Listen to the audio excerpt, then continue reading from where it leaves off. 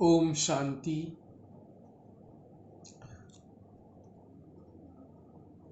ईश्वरीय यज्ञ के इतिहास में बहुत से भाई बहनें, दादियाँ, दादे पूर्वज थे। उनमें से एक पूर्वज दादा आनंद किशोर जी भी थे। दादा आनंद किशोर जी एक धनाढ्य परिवार से थे। साकार में ब्रह्मा बाबा दादा लेखराज जी के नज़दीक रिश्तेदार भी थे। उनका भी हीरे जवाहरात का बड़ा कारोबार था। शिव बाबा की आज्ञा अनुसार वो भी सभी कारोबार समेट करके ईश्वरीय सेवा में समर्पित हुए। वह गुप्त पुरुषार्थी, निरहंकारी, रमणीकता, हर्षित मुक्ता, मिलनसार, बड़ों को सम्मान, छोटों को प्यार, माताओं, बहनों और ईश्वरीय यज्ञ के रक्षक थे। मान शान से परे निर्माण और बड़ों को आज्ञाकारी रहे।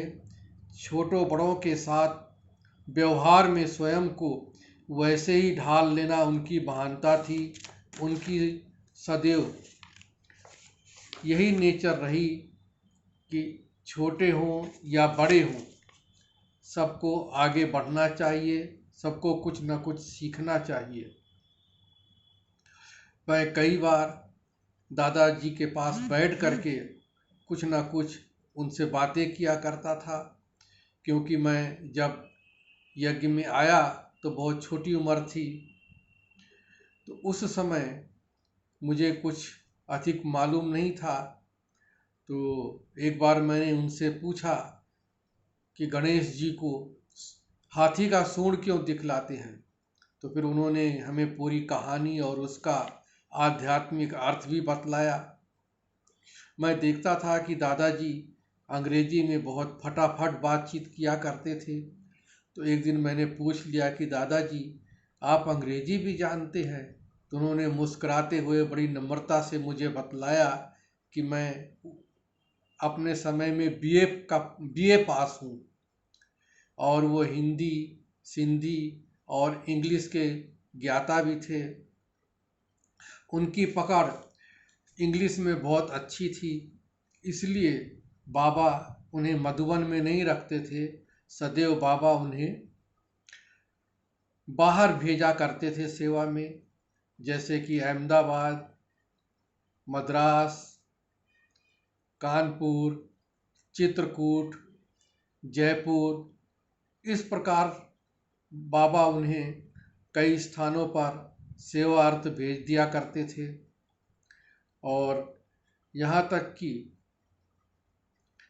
अधिक पढ़े होने के कारण से इंग्लिश में परफेक्ट थे, तो बाबा ने उनको जापान सेवा में भी भेज दिया था। दादी प्रकाश मणि और रतन मुनि दादी जी के साथ में भेजा।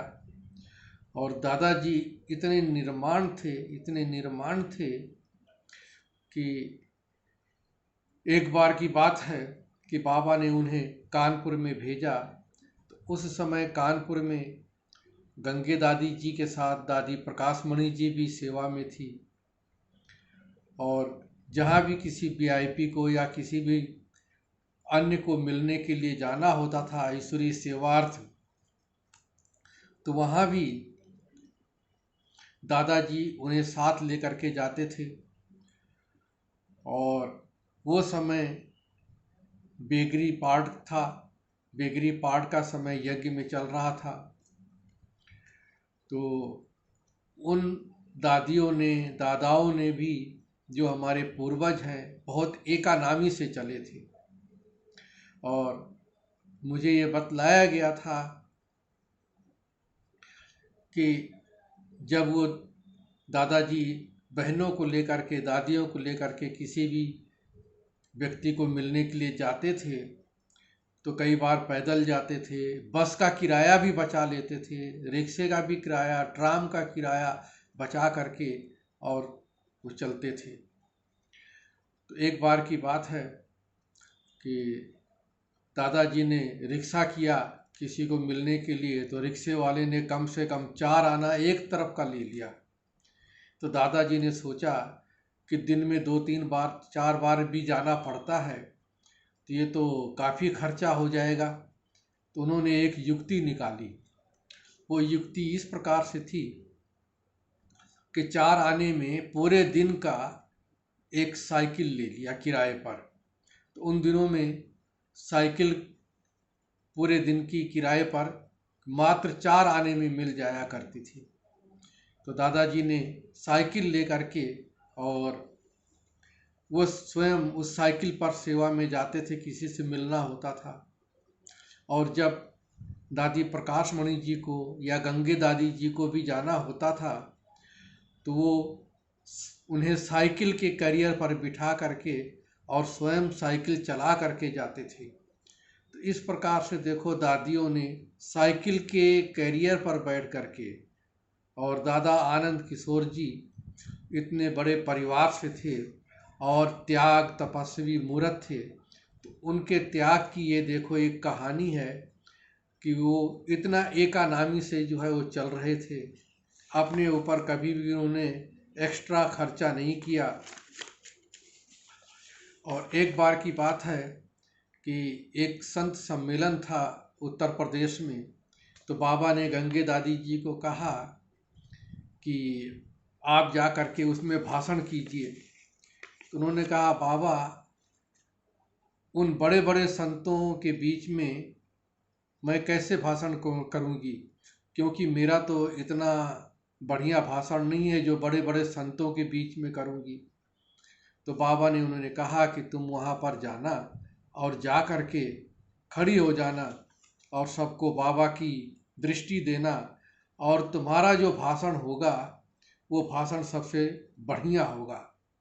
और सचमुच जितने भी संतों ने भाषण किया था उनके भाषण से उनका ही भाषण सबसे अच्छा था। तो इस प्रकार से बाबा की मदद रही और उसी भाषण से ही जापान का निमंत्रण भी मिला था। तो गंगे दादी जी को भी निमंत्रण मिला था, लेकिन गंगे दादी जी जिस मकान में रहती थी, बाबूजी और माताजी के मकान में, जहाँ पर सेवा केंद्र कुछ समय चला था, तो बाबूजी नहीं चाहते थे कि ये जावें, क्योंकि वो सोचते थे कि अगर ये चली गई तो यहाँ जो 2-4 लोगों की सेवा हो रही है वो तो रुक जाएगी। तो ड्रामा अनुसार प्रकाश मणि दादी जी के साथ रतन मोहिनी दादी जी भी गए और आनंद किशोर दादाजी भी गए। तो एक दिन बातों बातों में आनंद किशोर दादाजी ने मुझे बतलाया कि मैं जापान में एक दिन बाद पहुंचा। तो मैंने पूछा, दादाजी ऐसा क्यों, आप एक दिन बाद क्यों पहुंचे? तो दादाजी ने कहा कि अगर मैं बहनों के साथ जाता तो वहाँ के लोग यही समझते कि ये तो इनका चेला है, जो भी कुछ खर्चा करना होगा वो यही भाई करेगा। लेकिन उस समय अपना तो एक बेगरी पार्ट था, सीमित था सब कुछ। तो दादाजी थोड़ा देर से गए और वहाँ जब पहुँचे तो जापान में पुलिस स्टेशन पर चले गए और उन्हें बतलाया कि मैं ऐसे ऐसे मुझे पहुँचना है और अभी तो रात्रि का समय हो गया है, तो मैं यहाँ कुछ देर रुकना चाहता हूँ। तो उन लोगों ने भी स्वीकृति दे दी और वो पुलिस स्टेशन में ही रात्रि को विश्राम कर लिए। उन्हें थोड़ी बहुत ठंड लग रही थी, तो वो पुलिस वालों ने ही अपना ओवरकोट और जो भी कुछ सामान मतलब ठंड से बचने के लिए देना था वो भी उन्होंने प्रोवाइड कर दिया उनको। तो इस प्रकार से दादाजी रात्रि को जो है वहीं पर ही विश्राम किए और दिन में उनके ही सहयोग से, जहाँ पर दादी प्रकाश मणि और रतन मुनि दादी जी थे, वहाँ पर वो पहुँच गए सेवार्थ। तो इस प्रकार से दादाजी का एक बहुत एकानामी से चलने का ये एक विशेष पार्ट रहा है। और दादाजी भारत में कई स्थानों में जैसे सेवा होती थी तो बाबा उनको भेजा करते थे। तो जब वो जापान से आए तो आने के बाद उनका बहुत बड़ा स्वागत हुआ। चित्रकूट में भी गए, मद्रास में भी गए, कानपुर भी गए, तो सब जगह उनका भव्य स्वागत होता था। और जब वो अन्य संस्थाओं को मालूम पड़ता था कि ये तो जापान में भी सेवा करके आए हैं, तो और ही बड़े रिस्पेक्ट से, बहुत ही रिगार्ड से, बहुत ही सम्मान से उनको देखते थे। और जब जयपुर का म्यूजियम बना तो बाबा ने दादा आनंद किशोर जी को वहाँ के म्यूजियम की सेवा के लिए भी भेजा। तो इस प्रकार से दादा आनंद किशोर जी सदैव बाबा की आज्ञा अनुसार, बड़ों की आज्ञा के अनुसार जो है सदैव हाथ जी का पाठ पढ़ाया करते थे। और अन्य आत्माओं को भी वो एकानामी का पाठ भी सिखलाते थे। और उन्होंने भी मुझे बतलाया कि यज्ञ में एकानामी का ध्यान रखना चाहिए। तो मैं भी एकानामी का ध्यान रखता था। और जब मैंने ये सुना कि दादाजी इतने बड़े व्यक्ति होने के बाद भी इतना बड़ा मर्तबा उनको यज्ञ में प्राप्त था, फिर भी वो साइकिल से सेवा करने के लिए जाते थे।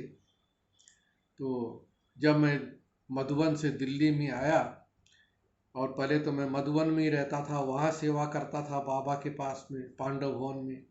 और जब सेवार्थ गुलजार दादी जी मुझे दिल्ली लेकर के आई, तो उस समय कहीं भी जाना होता था तो स्टेशन पर या अन्य कोई कार्य से, तो मैं साइकिल से ही जाता था। और वो 40-42 साल पुरानी साइकिल अभी भी रखा हुआ है। और अभी भी कहीं भी आसपास छोटे मोटे कार्य से जब मुझे जाना होता था तो मैं साइकिल से ही जाता हूँ। तो एक बार एक भाई ने मुझे कहा कि अरे भाई, अभी तो आप 71 प्लस हो गए हो और आप जो है अभी भी साइकिल नहीं छोड़ते हो। तो मैंने कहा जब तक बाबा ने साइकिल के द्वारा सेवा लेनी होगी तब तक बाबा सेवा लेगा, हमें क्या है। अच्छी बात है ये भी, और ये एक्सरसाइज हो जाती है।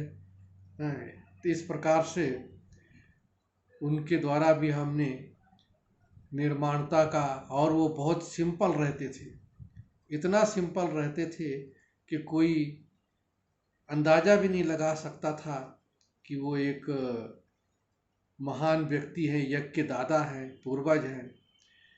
और जब मधुबन में ऑफिस खोली गई तो ऑफिस का कारोबार भी उन्होंने ही किया। ऑफिस के कारोबार के साथ साथ निर्वैर भाई जी के साथ आबू के म्यूजियम में भी सेवा देते थे, क्योंकि वहाँ म्यूजियम बन रहा था तो कई प्रकार की राय सलाह और ये सब उसकी देख रेख भी वो करते थे। और एक टेम्पो ट्रेवल की भी समान एक छोटी बस मधुबन में आई थी उन दिनों में, तो दादाजी कई बारी उसकी ड्राइविंग करते थे। और कई बार वो बहनों को, भाइयों को म्यूजियम तक भी ले करके जाते थे। तो ले आने ले जाने का भी कार्य उन्होंने किया, इतने वो निर्माणचित भी थे। तो ये ऐसे ही निर्माणचित, सरलता उनका एक मुख्य गुण था।